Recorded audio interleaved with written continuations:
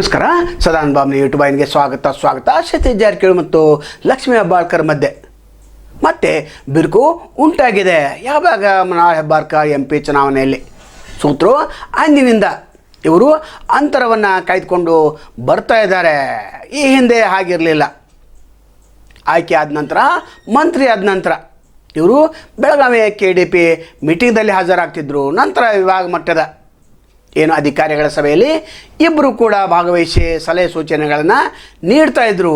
ಆದರೆ ಇತ್ತೀಚಲಾಗಿ ಯಾವುದೇ ಒಂದು KDP ಮೀಟಿಂಗ್ ಆಗಲಿ ಅಥವಾ ಯಾವುದೇ ಒಂದು ದೊಡ್ಡ ಸಭೆ ಸಮಾರಂಭಗಳಾಗಲಿ ಇವರು ಒಂದಾಗ್ತಾ ಇಲ್ಲ, ಅಂದರೆ ಕೂಡಿ ಕೆಲಸವನ್ನು ಮಾಡ್ತಾ ಇಲ್ಲ. ಇನ್ನು ಶಾಸಕರ ಪರಿಸ್ಥಿತಿ ಅದು ಅವರಿಗೇನೆ ಗೊತ್ತು. ನಂತರ ಪ್ರಕಾಶ್ ಹುಕ್ಕೇರಿ ಅವರು ಕೂಡ ಮುಖ್ಯಮಂತ್ರಿಗಳ ಜೊತೆ ಹೋಗಿ ಅಲ್ಲಿ ತಮ್ಮ ಕೆಲಸವನ್ನು ಮಾಡಿಕೊಂಡು ಬರ್ತಾ ಇದ್ದಾರೆ. ಅಂದರೆ ಇವರಿಗೆ ಮಾತಾಡ್ತಾನೆ ಇಲ್ಲ ಅವರು. ನಂತರ ಲಕ್ಷ್ಮಣ್ ಸವದಿಯವರು ಕೂಡ ಅದೇ ಪರಿಸ್ಥಿತಿ ಇದೆ. ನಂತರ ರಾಯಬಾಗ್ ಶಾಸಕ ತಮ್ಮಣ್ಣವರು ಅವರು ಸತೀಶ್ ಜಾರಕಿಹೊಳಿನ ಮಾತಾಡಿಸೋದನ್ನು ಬಿಟ್ಟು ಬಿಟ್ಟಿದ್ದಾರೆ. ಇವರ ಶಾಸಕರು, ಕಾಂಗ್ರೆಸ್ ಶಾಸಕರಿಗೆ ಈ ಪರಿಸ್ಥಿತಿ ಉಂಟಾದರೆ ರಾಜ್ಯದಲ್ಲಿ, ನಂತರ ವಿಶೇಷವಾಗಿ ಬೆಳಗಾವಿ ಜಿಲ್ಲೆಯಲ್ಲಿ ದೊಡ್ಡ ಹಾನಿ ಉಂಟಾಗುವಂಥ ಸಾಧ್ಯತೆ ಹೆಚ್ಚಿದೆ. ಕೆಲವು ಶಾಸಕರು ಸತೀಶ್ ಜಾರಕಿಹೊಳಿ ಬೆನ್ನ ಹಿಂದೆ ಅಡ್ಡಾಡ್ತಾ ಇದ್ದಾರೆ. ಉದಾಹರಣೆಗೆ ವಿಶ್ವನಾಥ್ ವೈದ್ಯ ಅವರು ಹೊಸ ಶಾಸಕರು, ಇವ್ರ ಗೇಮ ಅವ್ರಿಗೆ ಗೊತ್ತಿಲ್ಲ.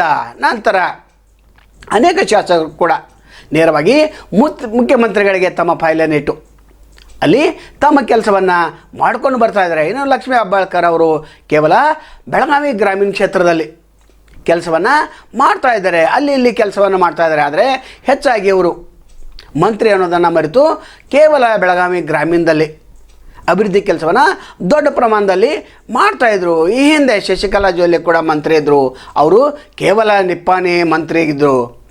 ಈಗ ಲಕ್ಷ್ಮೀ ಹೆಬ್ಬಾಳ್ಕರ್ ಹಾಗೆ ಆಗಬಾರ್ದು. ಇವರು ಕೂಡ ಕೆಲವು ಶಾಸಕರ ಜೊತೆ ನಿರಂತರವಾಗಿ ಸಂಪರ್ಕದಲ್ಲಿ ಇರಬೇಕಾಗ್ತದೆ. ಯಾಕಂದರೆ ನೀವು ಮಂತ್ರಿಗಳು, ಉಸ್ತುವಾರಿ ಮಂತ್ರಿ ಸತೀಶ್ ಜಾರಕಿಹೊಳಿ ಅವರು ಮುಖ್ಯಮಂತ್ರಿಗಳ ಕನಸಿನಲ್ಲಿ ಅಲ್ಲಿ ಅಡ್ಡಾಡ್ತಾ ಇದ್ದಾರೆ. ಇವರು ಶಾಸಕರಿಗೆ ಸಿಗೋದನೇ ಇಲ್ಲ.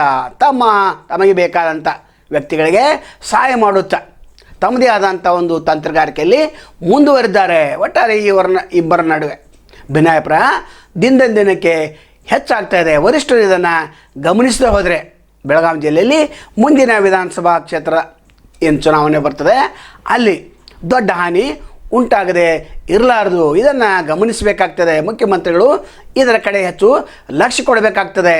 ನಂತರ ಲಕ್ಷ್ಮಣ್ ಸವದಿ ಅವರೇನು ಹೇಳ್ತಾರೆ, ನಾನು ಕೂಡ ಮಂತ್ರಿ ಆಗವನಿದ್ದೇನೆ, ನಾನು ಇವ್ರ ಕಡೆ ಯಾಕೆ ಫೈಲ್ ಕೊಡಬೇಕು, ನೇರವಾಗಿ ನಾನೇ ಮಾಡಿಕೊಂಡು ಬರ್ತೇನೆ ಅಂತೇಳಿ ಹೇಳ್ತಾ ಇದ್ದಾರೆ.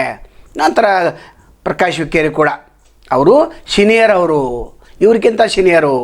ಅವರು ನೇರವಾಗಿ ಮುಖ್ಯಮಂತ್ರಿಗಳ ಜೊತೆ ಕುಳಿತುಕೊಂಡು ಚಿಕ್ಕೋಡಿ ಸದಲಗ ಕ್ಷೇತ್ರದ ಬಗ್ಗೆ ಅಲ್ಲಿಯೇ ಅಭಿವೃದ್ಧಿಗಳ ಮೇಲಿನ ಮೇಲೆ ಚರ್ಚೆ ಮಾಡ್ಕೊತಾ ಬರ್ತಾ ಇದ್ದಾರೆ. ನಂತರ MLC ಹಟ್ಟಿಹೊಳಿ ಇದ್ದಾರೆ, ಅವರು ಕೂಡ ಕೆಲವು ಕ್ಷೇತ್ರಗಳಲ್ಲಿ ಅಡ್ಡಾಡ್ತಾ ಇದ್ದಾರೆ.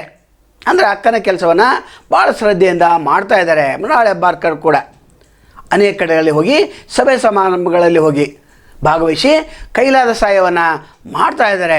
ಆದರೆ ಲಕ್ಷ್ಮೀ ಹೆಬ್ಬಾಳ್ಕರ್ ಮತ್ತು ಸತೀಶ್ ಜಾರಕಿಹೊಳಿ ಮಧ್ಯೆ ಭಿನ್ನಾಭಿಪ್ರಾಯ ಉಂಟಾಗಿದೆ.